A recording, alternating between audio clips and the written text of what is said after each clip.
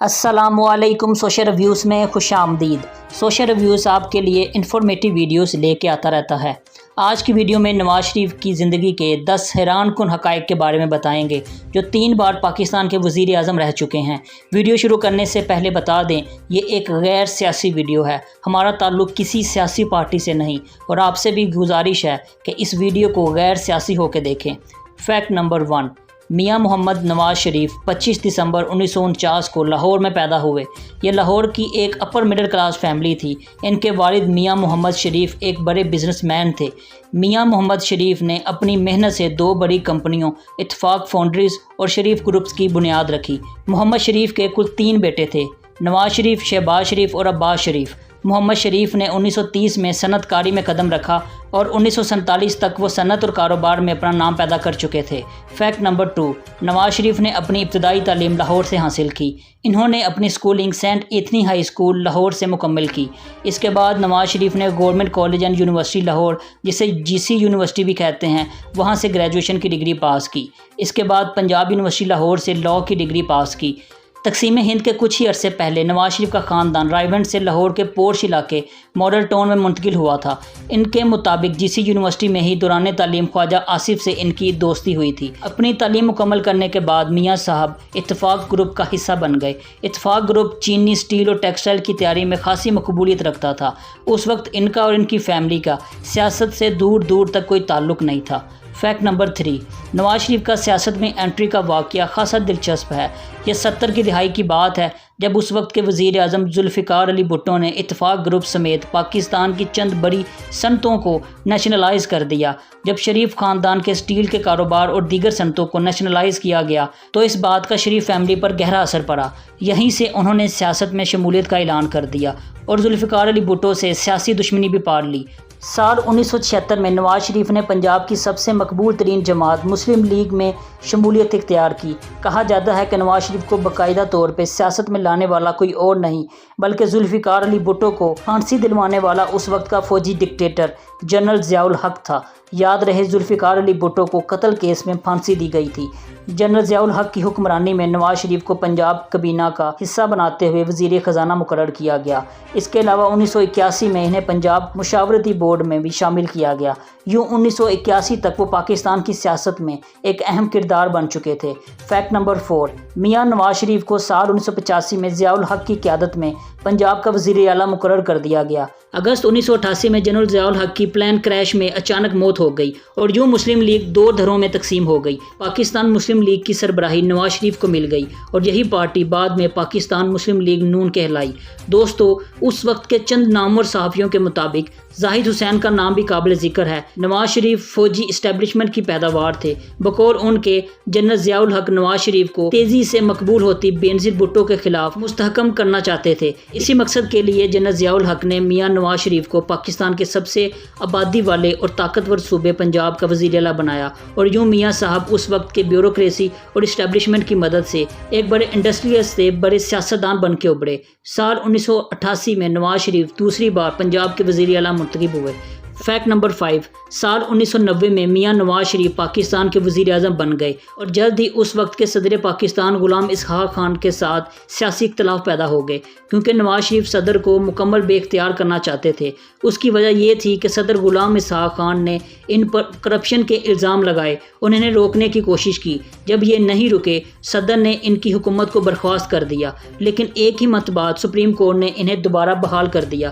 یہ 1990 سے 1993 تک پاکستان کے وزیر اعظم رہے۔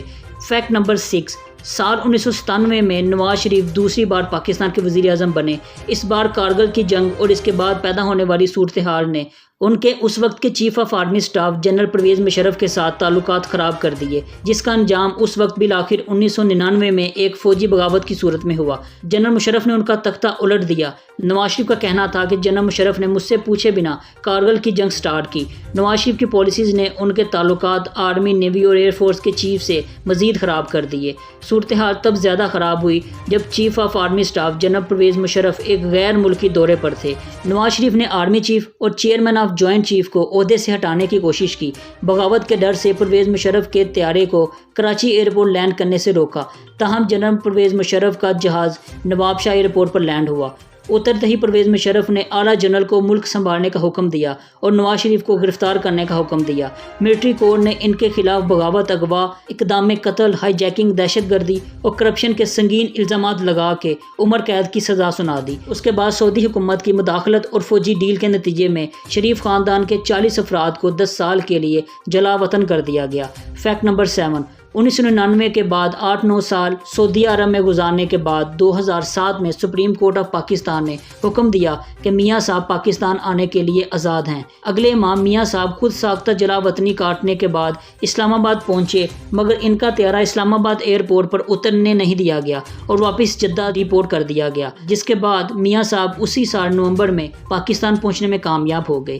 دوستو، 2008 سے 2013 کے درمیان نواز شریف کی پارٹی پاکستان مسلم لیگ نون نے پیپلز پارٹی کے ساتھ مل کے اتحادی حکومت قائم کی۔ اگست 2008 میں اتحادی حکومت نے جنرل پرویز مشرف کے احتساب کا فیصلہ کیا، جس کی وجہ سے انہوں نے استعفی دے دیا۔ اسی سال پی ایم ایل این اور پیپلز پارٹی کے ججز کی بحالی پہ انکار پر اختلاف ہو گیا اور یہ اتحاد بکھر گیا۔ سپریم کورٹ نے فروری 2009 میں نواز شریف اور شہباز شریف کو عوامی عہدے کے لیے نااہل قرار دے دیا۔ نواز شریف کو اپنے گھر نظر بند کرنے کی آصف علی زرداری کی کوششوں کے خلاف پی ایم ایل این نے لانگ مارچ شروع کر دیا تاکہ برطرف ججز کو بحال کیا جا سکے، کیونکہ آصف علی زرداری صدارتی نظام میں رہ کے مرضی کے فیصلے کر رہا تھا۔ فیکٹ نمبر 8، نواز شریف 2013 میں تیسری بار بھاری مینڈیٹ حاصل کر کے پاکستان کے وزیر اعظم بن گئے۔ مشرف کو ملک میں ایمرجنسی لگانے اور جمہوری حکومت کو ختم کرنے جیسے اقدامات کے بعد ملک چھوڑ کے جانا پڑا، لیکن اس بار نواز شریف کا مقابلہ مشرف سے نہیں بلکہ پاکستانی کرکٹر عمران خان سے ہوا۔ عمران خان نے ہر پلیٹ فارم پر نواز شریف پر تنقید کی، عوامی سطح پر پرویز مشرف سے بھی سخت حالات پیدا کر دیے۔ سال 2016 میں نواز شریف کو ایک بہت بڑا جھٹکا پاناما پیپرز کی شکل میں لگا، جس میں نواز شریف کی آف شور کمپنیوں کا ذکر تھا۔ عمران خان اور دیگر نے ان کاغذات کی بنا پر نواز شریف کی نااہلی کا مطالبہ سپریم کورٹ سے کیا، جس پر نواز شریف ڈٹ گئے اور استعفیٰ نہ دینے اور احتساب نہ کروانے پر اکڑ گئے اور عدالتوں پر حملہ کر دیا۔ فیکٹ نمبر 9، دوستو، 4 اپریل 2016 کو پاناما پیپرز لیک میں وزیر اعظم نواز شریف کی بیٹی مریم نواز کو 2 آف شور کمپنیوں کا بینیفیشری مالک قرار دیا گیا تھا۔ اکتوبر 2016 میں Panama papers case supreme court میں سماعت کے لیے آیا تاکہ شریف خاندان پر منی لانڈرنگ اور ٹیکس بچانے کے حوالے سے تحقیقات کی جا سکیں۔ فیصلہ سنانے کے بعد سپریم کورٹ نے ایک مشترکہ تحقیقاتی ٹیم JIT تشکیل کرنے کا حکم دیا، جس نے نواز شریف کو کیپٹل FZE نامی دبئی میں قائم کمپنی کا چیئرمین پایا۔ 28 جولائی 2017 کو سپریم کورٹ آف پاکستان نے آئین کے آرٹیکل 62 اور 63 کے تحت میاں نواز شریف کو صادق اور امین نہ پاتے ہوئے نااہل قرار دے دیا اور وزیر اعظم کے عہدے سے برخاست کر دیا۔ فیکٹ نمبر 10، 2018 میں عمران خان کی حکومت میں نواز شریف کے اوپر لندن میں ایون فیلڈ نامی فلیٹس، غیر ملکی اکاؤنٹ میں پیسے بھجوانے، آمدن سے زیادہ اثاثے بننے اور کرپشن کے الزامات میں سپریم کورٹ نے جرمانہ اور عمر قید کی سزا سنا دی۔ 2019 میں نواز شریف نے اپنا میڈیکل سرٹیفکیٹ عدالت میں جمع کروایا اور 4 ہفتوں کے لیے لندن علاج کے لیے چلے گئے۔ پچھلے 3 سال سے وہ پاکستان کی عدالتوں میں مفرور ہیں اور ان کی بیٹی مریم نواز پر بھی کرپشن کے الزامات ہیں۔ وہ بھی اپنے والد کی عیادت کے لیے ضمانت پر رہا ہو کر پچھلے 2.5 سال سے پاکستان میں سیاست کر رہی ہیں۔ اس کے علاوہ نواز شریف پر فورن فنڈنگ لینے کے بھی الزامات ہیں، جن کے کیسز عدالت میں تاحال فیصلے کے لیے پینڈنگ ہے۔ بینظیر بھٹو نے الزام لگایا تھا کہ نواز شریف نے القاعدہ کے اسامہ بن لادن سے فنڈز وصول کیے تھے۔ جو 1989 کی بات ہے کہ اسامہ بن لادن نے $10 ملین بھیجا تھا ایک فوجی جنرل کو، اور اس فوجی جنرل نے اسامہ بن لادن کو نواز شریف سے ملایا اور کہا کہ یہ ہماری مدد کر رہا ہے۔ اور یہ بھی میں آپ کو کہہ سکتی ہوں کہ اسامہ بن لادن 1989 میں فروری 89 میں سعودی عربیہ واپس چلے گیا۔ میں اس کو نہیں جانتی تھی، مگر $10 ملین کے حوالے سے مجھے معلوم ہے کہ وہ واپس چلے گیا تھا سعودی عربیہ، کیونکہ جہاد ختم ہو چکا تھا۔ پھر اس کو ہمارے فوجی جنرل نے واپس بلایا کہ جہاد اب تک جاری ہے، کیونکہ پاکستان کے اندر ایک مسلمان عورت نے حکومت سنبھالی ہے، اور جب تک مسلمان عورت کی حکومت ہوگی تو پھر پاکستان کے اندر اسلام خطرے میں ہوگا، اور پھر اس خطرے سے بچانے کے لیے اور ان کی حکومت کو ختم کرنے کے لیے ہمیں پیسوں کی ضرورت ہے۔ اور وہ پیسے پھر لیے گئے، کئی میٹنگز ہوئے پروونشل منسٹرز کے ساتھ، اور اس کے بعد یہ نو کانفیڈنس موو 1989 की असेंबली में हुआ, जो डिफीट हुआ, मगर एक फौजी जनरल था, उसका नाम मैं इस वक्त नहीं लेना चाहती हूँ, जिसने बिन लादेन को वापस बुलाया। ये 89 की बात थी। तो 1990 में यही फौजी टोला था जिनको मैं जिहादी जनरल्स कहती हूँ, जिन्होंने बिन लादेन को कहा कि तुम सऊदी अरेबिया के बादशाह को कहो कि वो अमरीकी अफवाज मत ले, वो कहें कि जो अफगान मुहाजिरीन हैं वो आकर के सऊदी अरेबिया का दफा करेंगे। ये सब इल्ज़ामात सही हैं या गलत, ये तो अल्लाह ताला ही बेहतर जानते हैं। आपकी इस बारे में क्या राय है, कमेंट सेक्शन में लाजमी बताइएगा। दुआओं में याद रखिएगा। अल्लाह हाफिज़।